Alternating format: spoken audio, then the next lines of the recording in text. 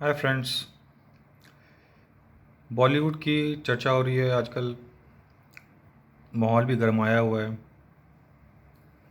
चाहे वो ड्रग्स की बात हो, चाहे वो जया बच्चन की बात हो। और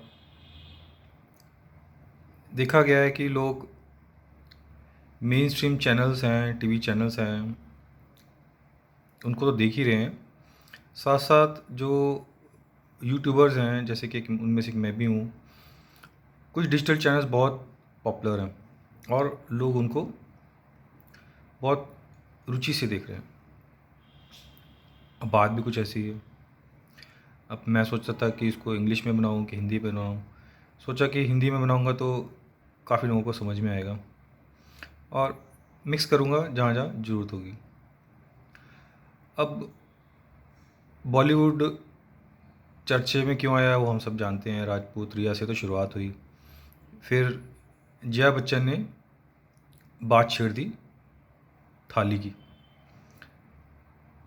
बात एक्चुअली टूल कुछ वहीं से शुरुआत ज़्यादा हुई, जिसको कहते हैं आग पकड़ गई बात को। वो बात भी ऐसी थी। अब जया बच्चन सिर्फ अब बॉलीवुड को नहीं बिलोंग करती, she is also a Rajya Sabha member. अब ये बात सोचने वाली है, हालांकि Rajya Sabha is as good as house of elders, जैसे कि ब्रिटेन में होता है। तो वहाँ पर वो सदस्य आते हैं जो लोगों ने नहीं चुने होते, बट किसी विधानसभा ने भेजे होते हैं, एमएलएज ने भेजे होते हैं। वो भी आदरणीय है। मेंबर ऑफ पार्लियामेंट, चाहे लोकसभा के हो राज्यसभा के हो, आदरणीय है। तो ये बात पहले समझ लें कि जया बच्चन को पब्लिक ने नहीं चुना। ठीक है, एक चीज़ पहले क्लियर कर दूँ। जया बच्चन सुर्खियों में एक बार तब आई थी जब निर्भया दिल्ली में जो एक बहुत घिनौना रेप केस हुआ था, सब जानते हैं। और उस केस में भी बहुत तूल पकड़ा था उस समय। शीला दीक्षित दिल्ली की चीफ मिनिस्टर थी और सेंटर में कांग्रेस गवर्नमेंट थी। बहुत देर तक सफदरजंग में इलाज हुआ, फिर सिंगापुर गया, सिंगापुर से बॉडी वापस आई, और उसका क्रिमेशन भी अर्ली मॉर्निंग से अराउंड 6 o'clock, इससे पहले कि लोग होश उठते गुड मॉर्निंग करते, तब तक उसका क्रिमेशन हो चुका था। क्रिमेशन करने का कारण भी यही था, जैसे इस हाथरस केस में हुआ है, कि इससे पहले कि मीडिया वाले इकट्ठे हों, पॉलिटिक्स हो, फटाफट मामला ठंडा करो। अब बात जया बच्चन से निर्भया स्कैम्स के, rape rape not scam sorry, rape case से हाथरस रेप केस। हालांकि हाथरस वाले केस में भी फुल टू इंक्वायरी होनी है, तो it's too early to say anything. So as of now I will only say what is quoted in the various media channels, and that is it is said कि ये बहुत बड़ा gang rape case है। Police ने बहुत कुछ छुपाया है, कास्ट का चक्कर है, यूपी में हुआ है, हाथरस में हुआ है, और जीप काट दी गई, फिर ट्रॉमा दिया गया, उत्पीड़न दिया गया, पीठ पे तोड़ दी गई, और बंदी को 2-4 हॉस्पिटल में बदला गया, अल्टीमेटली सफदरजंग में आके वो एक्सपायर हो गई। ये मीडिया में स्टोरी चल रही है। अब बात तूल पकड़ने वाली बात ही थी। अब बात तो बॉलीवुड की हो रही थी, हम लोग हाथरस की बात आ गई। अब बॉलीवुड वाले हाथरस में इतना दिलचस्पी क्यों ले रहे हैं, ये भी हम सब जानते हैं। हमें ना कुछ चीज़ें समझनी चाहिए, गहराई से समझनी चाहिए। कोई भी आज के ज़माने में, वो भी ख़ास तौर पे बॉलीवुड वाले जो मशहूर हैं, कि अगर आपने कोई नाई की दुकान खोली है, अपनी सैलून खोला है जिसको बोलना चाहिए, अगर आपने किसी बॉलीवुड वाले को, बंदे को बुलाया रिबन काटने के लिए, चलो वो सोचते हैं कि आप एक अच्छी हस्ती आएगी, हमारी भी थोड़ी पॉपुलैरिटी होगी, और आपके वो मान लीजिए रोल मॉडल भी हैं, हीरो भी हैं, तो वो मुफ्त में नहीं काटते। मतलब इतना पॉपुलर है बॉलीवुड के बारे में कि वो रिबन भी किसी का ना फ्री में नहीं काटते। तो प्रोफेशनल, हाईली प्रोफेशनल, पेमेंट के मामले में हाईली प्रोफेशनल है। अब बात हो रही थी हाथरस केस। अब बॉलीवुड के लोग इतने सारे इतनी दिलचस्पी क्यों ले रहे हैं? देखो, पहले तो मैं दिखा दूँ दिलचस्पी लेने वाले में कौन कौन है। अक्षय कुमार, अनुष्का शर्मा, स्वरा भास्कर, फरहान अख्तर, कंगना रनौत, रितेश देशमुख, यामी गौतम, दिया मिर्ज़ा, अभिषेक बच्चन, हुमा कुरैशी, रिचा चड्ढा, गौर खान, राजीव खंडेलवाल। अब सबकी मजबूरी अलग अलग है। कुछ की मजबूरी अलग अलग इसलिए भी है क्योंकि सबका करियर डिफरेंट डिफरेंट स्टेज पे है, सिचुएशंस के अंदर है। और कुछ देश की जो हवा चल रही है और वो है। एक बात और गौर फरमाने वाली है, वो ये कि हम लोग सोचते थे कि एक बार निर्भया रेप केस हो गया, इतनी बड़ी बात होगी, अब देश में कुछ थम जाएगा। अब जो क्रिमिनल्स हैं उनको मैसेज गया होगा, अब शायद रेप केस ऐसे ही नहीं होंगे, शायद लोग अच्छे हो जाएंगे, शायद शायद शायद शायद होप होप। बट ऐसा होता नहीं है। अब देखिए हाथरस केस, अब चलो दिशा सालिन का केस ही ले लो। जैसा कि बताया जा रहा है, it is as good as a Nirbhaya case.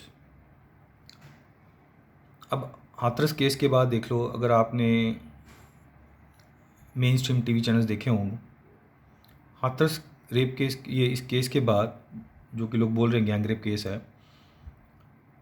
2-3 TV news channels में, कभी राजस्थान में ये हो गया, मतलब अभी 24 घंटे नहीं निकले, मतलब जब भी कोई गैंग रेप केस होता है, चाहे वो निर्भया का हो, चाहे वो हाथरस वाला हो, उसके बाद अचानक इतनी सारी खबरें कहाँ से आना शुरू होती हैं। तो कहने का मतलब ये है, देश में हाथरस जैसी घटनाएं, निर्भया जैसी घटनाएं अक्सर होती रहती हैं। मैं इसको अंडर एस्टिमेट नहीं कर रहा, मैं इसको ये भी नहीं कह रहा कि अच्छी बात है, बट ऐसा अमूमन तौर पे होता ही रहता है। ये चीज़ें लाइमलाइट में तब आती हैं जब उसके अंदर और भी कलर्स होते हैं, जैसे कास्ट का कलर हो गया। दिल्ली में निर्भया, क्योंकि वो दिल्ली में हुआ ऐसे, इसलिए कलर में इसलिए बहुत चर्चा में आ गया।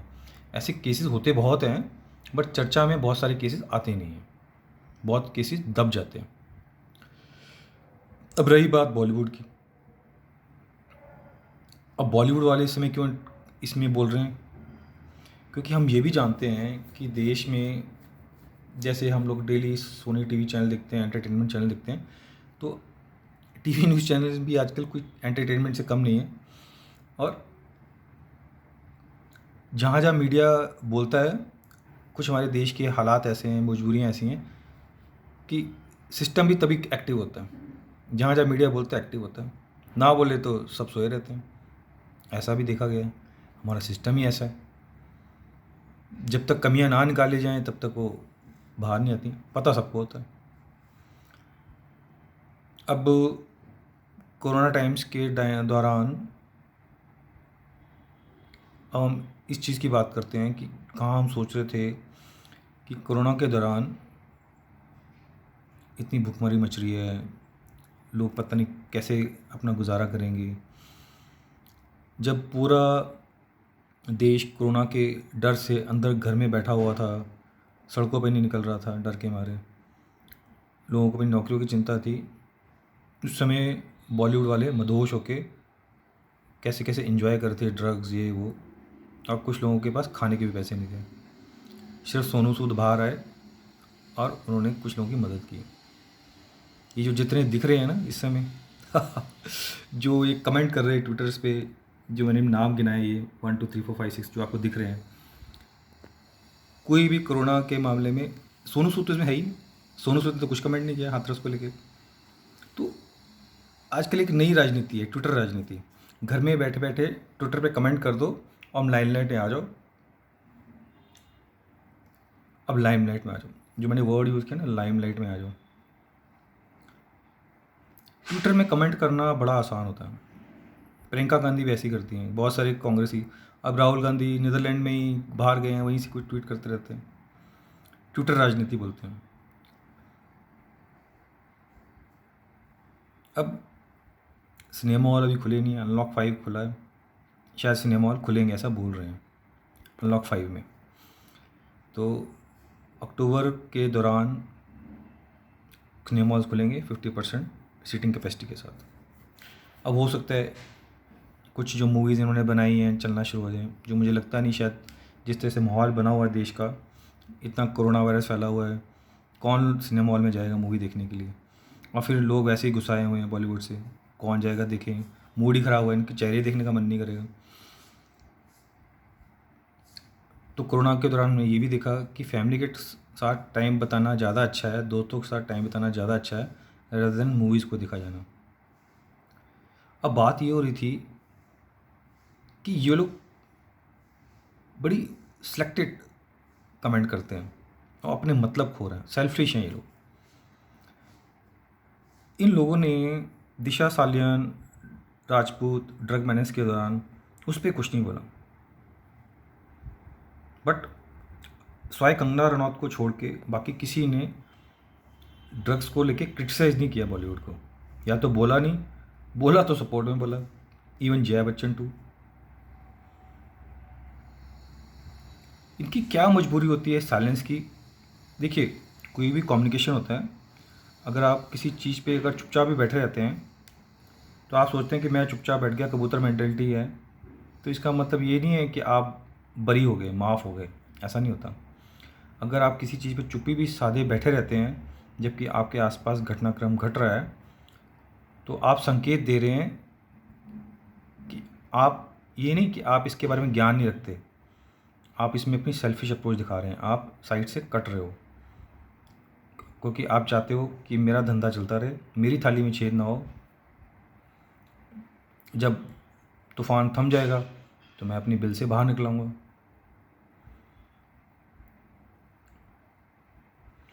अब मूवीज़ चल नहीं रही हैं। अच्छा, एक बॉलीवुड की और एक कमज़ोरी होती है, इनको ना लाइमलाइट में रहना होता है। मैंने वर्ड यूज़ किया था ना, लाइमलाइट। लाइमलाइट माने कि लोगों की नज़रों में, दिमाग में रहने के लिए। अब ये जो लोग ट्विटर कर रहे हैं, क्योंकि एडवर्टाइजमेंट के माध्यम से वो पैसे भी कमाते हैं, लोगों के दिमाग में भी छाए रहते हैं। अब ये जो ट्वीट कर रहे हैं, बेसिकली लोग इनको भूल जाएंगे। अब ट्वीट इसलिए भी कर रहे हैं ताकि वो लोग इनको याद रखें। और भले अब जैसे अक्षय खन्ना है, इसको लोग इतनी आसानी से नहीं भूलेंगे। अब बाकी जो नाम है, Huma Qureshi, to be very frank with you all, मैं बॉलीवुड मूवीज़ की बहुत ज़्यादा नहीं दिखता। क्रिकेट तो मैं बहुत समय से देख ही नहीं रहा, सिर्फ वर्ल्ड कप जब क्रिकेट होता है वही देखता हूँ। तो बॉलीवुड मूवीज़ गए, देखा, देख कर आगे। कभी कभी तो मूवी का नाम भी याद नहीं रहता। कितनी मूवीज़ मैं I must be watching around, एक मूवी 2-3 महीने के, कोई 4-5 महीने में एक ही मूवी देखी हूँ। तो पूरे साल में 2-4 मूवीज़ देखता हूँ मुश्किल से। और सर चलो, बात इसकी भी नहीं हो रही कि मैं कितनी मूवी देखता हूँ, आप कितनी मूवी देख रहे हैं। मैं ये नहीं कह रहा कि आप मूवी ना देखें, मूवी देखो, अच्छी बात है, टाइम पास अच्छा होता है। और ये डिपेंड करता है कि आप मूवीज़ किस तरह की देखते हो और आप किस नज़रिए से देखते हो। अब बात देश में ये उठ रही है कि ये जो बॉलीवुड के लोग हैं, ये हमारी ज़िंदगी में किस हद तक हैं। मेरे कहने का मकसद सिर्फ ये है कि ये हमारी ज़िंदगी में सिर्फ इस हद तक हैं कि आप गए हैं, आपने श्रद्धा अनुसार नहीं, आपको तो मजबूरी में जितने की टिकट होती है खरीदनी है, फिर गए 3 घंटा टाइम पास करके आ गए। उनको ज़्यादा दिमाग में रखने की ज़रूरत नहीं है। गॉन आर द डेज जब कोई मूवी या कलाकार आपके दिमाग पे लोगों की इतना छाया रहना चाहिए कि वो आपके सोचने का नज़रिया बदल दे। क्योंकि आजकल बहुत सारी मूवीज़ इस तरीके से हिसाब से बनती नहीं है, तो हमें ऐसा करना भी नहीं चाहिए। What the objective of making this video was to not to make this actor and actresses as your role model. ये कुछ घटनाक्रम गलत हुआ है कि हमने ज़िंदगी में ऐसे लोगों को अपना रोल मॉडल बनाना शुरू कर दिया, हीरो बनाना शुरू कर दिया, हीरो वर्शिपिंग कर दी है। इनको वोट भी दे देते हैं हम लोग।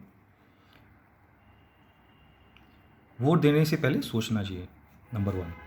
नंबर 2, इनकी ट्वीट का महत्व कितना है। इनकी ट्वीट देश के लिए नहीं है, इनकी ट्वीट इनकी सेल्फिश मोटिव के लिए है।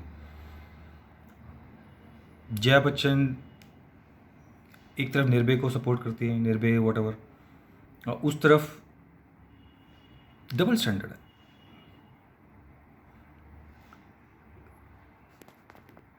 तो point is that my dear friends, मेरे कहने का मतलब था हीरो वर्शिपिंग नहीं करनी चाहिए। Number one, role model life में किसको बनाना चाहिए? Every human is a book of volumes.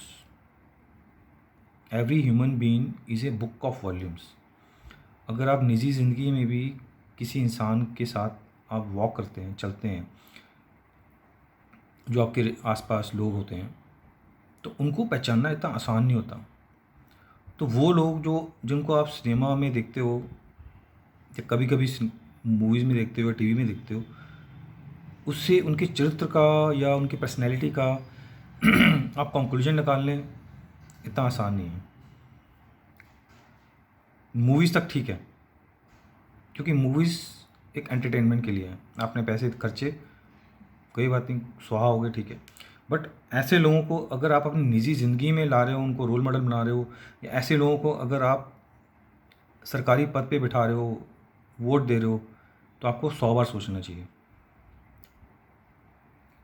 तो अगली बार से अगर आप वोट देंगे या ये एक्टर लोग किसी नेता को सपोर्ट कर रहे हैं, तो birds of same feather flock together, ये ध्यान रखना। तो read them properly, don't take them for granted. ऐसे बहुत सारे लोग हैं जिनको मैं अभी अच्छे से कई बार हम लोग पहचान भी नहीं पाते। अभी थोड़ा सा करियर स्टार्ट हुआ है एंड बड़ी बड़ी बातें करते हैं। It's not that easy to जज ए पर्सन। इनके जैसा कि अब बोला जा रहा है, और हम जानते ही ऐसी कोई नई बात नहीं कि अभी कोई नया कुछ बोला जा रहा है। डबल स्टैंडर्ड, किसी का से नो टू ड्रग्स। अब जो लोग कैंपेन करते से नो टू ड्रग्स, इस समय तो उनको सड़कों पे होना चाहिए था, या एक साइबर वॉर लड़ रहे होते या कुछ। एनीवे, बाकी ये मेरी सोच थी, बट मुझे लगता है कि जिससे ये मेरी सोच है, ऐसे बहुत सारे हिंदुस्तानियों की, इंडियंस की, वेदर लिविंग इन इंडिया और abroad, have a similar feeling for the Bollywood now. So this is my feeling. You can put your feelings and comments in the comment box, and let me also know, and let the world also know what the people think about Bollywood. How come they have gained so much importance? They have gained so much importance because we have given them. But now we can do the reverse also. But do reverse in a way कि इतना भी इनको criticise मत करना कि हमारे दिमाग पे फिर से छाए रहे। Just ignore them. They should not take more than 5-10 minutes daily of our life. If they are consuming too much of our life in our minds, just move them out of your mind. They don't deserve so much of our space in our brain. They deserve this much कि कभी 2-4 महीने में जाओ, 3 घंटे की movie देखो, entertainment करके आओ, that's it. They do not deserve this much time कि इनके बेसिस पे, इनकी स्टेटमेंट के बेसिस पे हम उनको एक सोचने का एक आइडियोलॉजी बना लें। They are not fit for ideology, they are just fit for entertainment, that's it. So you can put your comment, you can talk and write whatever you want to. So objective was to let know my feelings and people like me, because I also keep on talking to so many people and they have similar views about Bollywood the way I have. So let me know what you also think about it. Thank you.